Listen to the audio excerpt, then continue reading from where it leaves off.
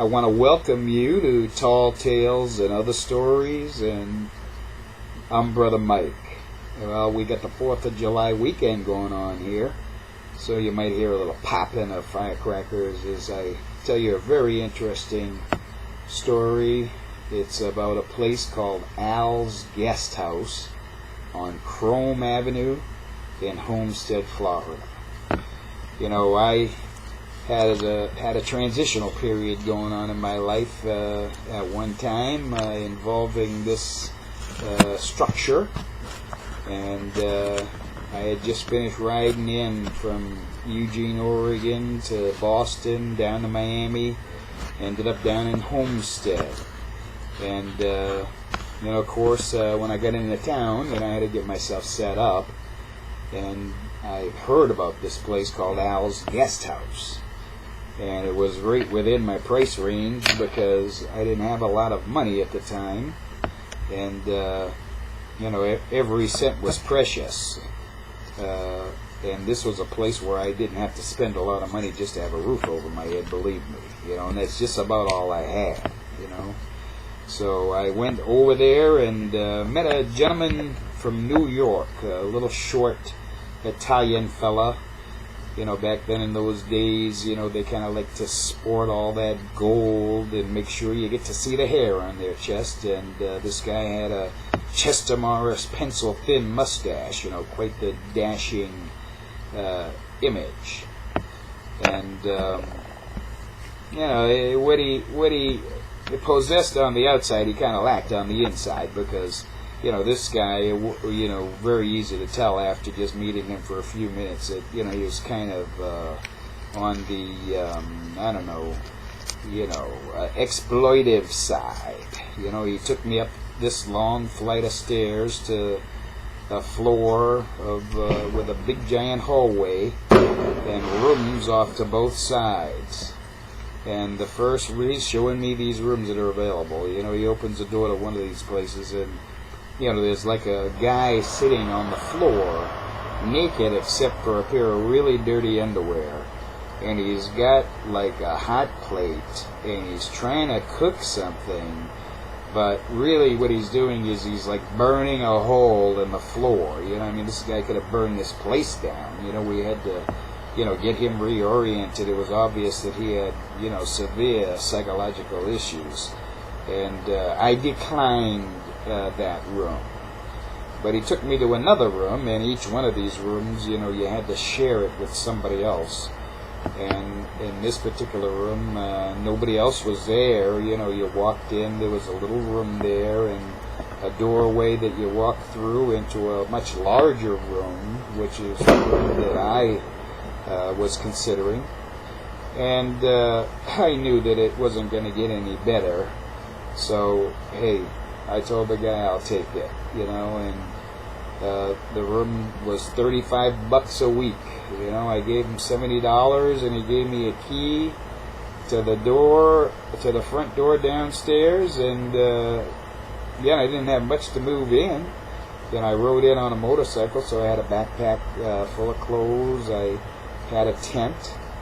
I remember having a sleeping bag, And I'll tell you, I remember when the evening came, and I kind of got in the room there, and my very first night, I remember looking at the bed that I was to sleep in, and the mattress, had so many stains on it that it almost looked like it was moving. It was like an optical illusion, and even when you flipped it over, it wasn't any better. And I didn't have any sheets, all I had was my sleeping bag. Thank God it was a big one. So I threw it over the mattress and, laid down there for my first night's sleep in my new place, and, basically cried my eyes out. My prior abode had been a nice little ranch house on a cul-de-sac in Eugene, Oregon. And wow, how the mighty had fallen. It was just a very traumatic evening for me. But, hey, you always try to make the best of a bad situation. And basically that's what I was trying to do at this period of my life. And, got to meet a lot of my neighbors, and very interesting people. I had one guy, Jake, down all the way down the other end of the hall, young guy, giant afro. Everybody had a unique story to tell about how they ended up there. And, Jake's had a rich father, but for some reason they were alienated. And, here he is, and there was a guy named Jesus living there. He had a pet mouse. I mean, he had spray painted one of the mice blue and allowed it to kind of run around at will whenever it chose to visit his little room. And, I guess the thing, was valuable to Jesus, who had spent a lot of time in prison and knew how to live in a prison. The mouse apparently was eating the insects in his little room, so it had a value for him. And, there was even a couple there, a white couple, pretty kind of Kentucky, Tennessee type young people. They had a little baby, whose feet was always dirty, and a guy living there with a teenage son. I mean, it was just quite the eclectic mixture of people. And as I lived there, of course, I had to interact with these people and, kind of respect their lifestyles and even get to know them and like them a little bit, as foreign as they were to me. But one thing I also noticed was, the deplorable condition of the place that I was living in. I mean, it was a real source of shame for me. I was always glad to get away from there. Riding a candy apple red Harley Davidson Sportster, of course, people kind of had you pegged for a different kind of guy, and that's the way I wanted to be seen and viewed. I didn't want to be seen, returning to Al's guest house, to this hovel, that I lived in. In fact, in the room that I lived in, the windows didn't even have glass in them. I mean, my bed was on that side, because, of course, in Miami, it's blazing hot. You appreciate the breeze from these windows with no glass. But, of course, when it rains, as it often does, very heavily, often coming down at an angle, sometimes right through those windows, I had to move my bed, to the extreme other end of the room, and, to get away from, this drenching rain coming through those very same windows. And yeah, those are the kind of conditions I lived in. We had a bathroom at the end of the hallway, and you were taking your life in your hands, I'm telling you, every time you went in there, because in order to get into this metal shower, you had to literally hop across a hole in the floor where you could see, and I'm on like the second floor, you could see all the way down into the basement through this hole. So if you misstepped and fell, you could fall down the hole, at least get your legs stuck in the hole. And of course when you're standing there in the shower with the water running, and the thing balanced precariously on beams of rotting wood, you're like hoping you don't become like a, runaway elevator in that thing, plunging into the basement. So, you didn't really spend a lot of time in the shower, But I'm going to tell you, it was really quite the place. Even they have these palmetto bugs in Homestead, Florida. The Everglades is very near, and atmospheric conditions being just right, the wind will blow these cockroaches from the Everglades into Homestead, Florida. And I'm telling you, these cockroaches, they're not like the little Asian roach. These palmetto bugs, they are like on steroids. They're like 2.5 inches long. I mean, you can lay in bed at night and hear them walking across the floor. The first time I saw one of them, I grabbed like a newspaper. It was crawling up the wall, and I hit it with the newspaper. I mean, the thing like exploded. I had like a stain on the wall that was like 3.5 inches in diameter. You couldn't even kill these things unless you had a strategic place that you directed them to. You know what I mean? It was crazy, So, I'm going to tell you, I went down to the library one day. This is the kind of person I am, And I care about my neighbors, and I care about myself, and I care about people that exploit other people, and, think they're better than somebody, you know what I mean? And so I just kind of did a little research into the local building codes. And it didn't take me long before I discovered numerous building violations, that just went on. It's like every time you turn the page to a different subject, there was something that you recognized about that place in this description of the law. And of course, when I saw the penalties involved, I mean, the liability that these people were exposed to was very, very serious. And apparently the building was owned by a group of people in New York City. And this guy Al was simply managing it for them. And he had a little crony of his, a Puerto Rican guy named Al, who worked in the clothing store across the street. He was a tailor, or studying to be a tailor underneath, the tutelage of the old man that ran the store. But he thought he was like a little gangster. He even had himself a little .22 pistol, just the big stuff. Had a wife with a new baby, should have been paying attention to, the baby. Instead, he's running around like a playboy, with a little tiny gun. You know what I mean? And, well, hey man, I decided to make a move. And I said, man, I'm going to empower these people, and I'm going to share with them this information. And I'm gonna acquaint them with the fact that there are remedies available to them, and that they have the rights to complain, and the owners of the property have a duty to cooperate if, in fact, it is determined that there are code violations there by either the fire department or the Board of Health or whoever the local jurisdiction agency may be. So, yep, we had a meeting, kind of a loose meeting, and you can almost picture it. We're in the room with the hillbillies and their little dirty barefoot baby, and, people are reluctant to get involved.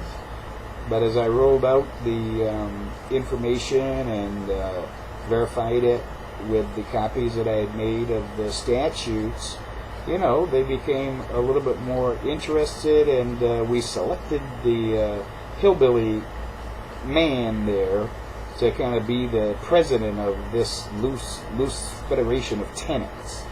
And we put together a list of demands, and the day came, and I was kind of in the background, kind of organizing, so to speak.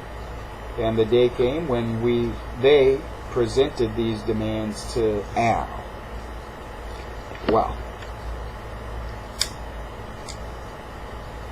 Al didn't take it too good. I wasn't there because I had a job. In fact, I had two jobs. One, I just started with a career in telemarketing. I was working for a shop-at-home food service on a part-time basis at night. So I wasn't around there a lot because I got off of work at 9 and often got home about 9:30, 10. And was a little bit out of the loop, except for organized encounters, to make sure that everything was proceeding well, And, so they present this list of demands to Al, right? Al goes off. Al says that, these people are like, slandering his reputation, with these outlandish demands and accusations. And there's a statute on the books down in Florida that if you insult a hotel keeper, he has the right to immediately evict you. Well, he decided he was going to throw all of these people, a couple and their baby, and about 5 or 6 other people, right out on the street. All right? I come home and, kind of wondering, hey, how did everything go, with the demands? These people have, like, tears in their eyes. They're up in the room, like, bawling. What are we going to do? You're the one that got us into this. we had a place at least, now we don't have a place. The woman's, holding the baby, and oh my God, I'm like, what am I going to do? Well, one of the other little jobs I had, I was a freelance cartoonist for the local newspaper. It's called the Homestead, what is it? Oh, the South Dade News Leader. And it's got the second largest circulation of any paper in South Florida outside of the Miami Herald. So it's a very prominent paper, did a little spot art for them, some editorial cartoons, that type of thing about local issues, So I said, and of course, this guy, he had an impression of me as being, a little bit more, connected and situated than I really was. This is the impression of most people that I met, which is why I always hid the fact that I lived at this place, But now I had to divulge it, I had to go down to the newspaper. I demanded to speak with the editor. He's a nice guy, so, and I told him, what was going on.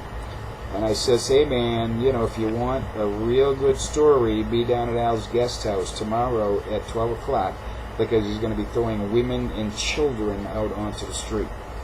Guy didn't hesitate for a minute. Sent a reporter down there with me right away.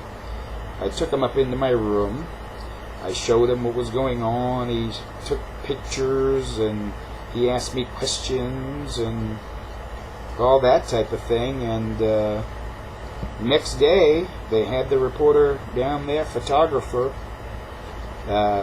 They were there to take the pictures on the sidewalk of Al, literally commanding this group of young mothers and other people, destitute people, out of his crummy little hotel on Krome Avenue, They put it on the front page of the South Dade News Leader the next day. Well, hey man, that's all it took. It was really amazing because I couldn't believe the results myself. There was a hotel down the street, and what they did is they gave hotel rooms to the mother and the father and the baby and a couple other people free of charge, And some people even invited some of the people to come and live with them in their homes in Homestead, Florida. I mean, there was such an outpouring of not liking this guy Al and really being sympathetic to these people. It was just a real human drama. And the young guy, who was the hillbilly father, he even got a job as a mechanic at a garage, right in the neighborhood. The guy gave him a job, and his wife and her girlfriend, they got a job as waitresses out on the highway there, on some kind of pancake house or something, So I'm going to tell you, everything turned out beautiful, even my job, they read it at the paper, they read about me in the paper and saw how I was living. They gave me more hours, to work, which was a real benefit to me. And, when Al finally found out, that I was the one behind it, because these people had still been thrown out, but I was still there, because he didn't even know I was involved, and because I had taken such a diminished role. When he found out, he told me that I'm the kind of people that's ruining America, But, hey man, after a couple of months, I moved out of there. I got a nicer place, not much nicer, down the street. And I used to go back there and talk to Al every now and then. He'd even let me borrow his tools, because, when the fire department and the building department got through with their inspection, it really put a blessing on that place. For once, I think I was even happy. He could offer something that conformed, to code, and not be, exposing people to, serious danger. So, that's the saga of Al's guest house. And I guess the moral of that story is, for me anyway, when God sends you someplace, He's got a reason for it, and the reason is to edify your neighbor, and to do good to, people that are kind and have a difficult road to hoe in life, and to protect them from nefarious individuals like Al, who did make somewhat of a conversion, but also, the principals who are the owners of these properties, these folks up in New York City. And that little Puerto Rican guy, Al, at the tailor shop across the street, man, Al, the landlord, sent him up to my room waving that little pistol at me, man. But I told him, hey, take a powder. You're making a goddamn fool of yourself. Get out of here before I call the police, And that's the story, It's the saga of Al's Guest House on Krome Avenue in Homestead, Florida. Glad you stuck here with me. And my name's Brother Mike, and these are Tall Tales and Other Stories.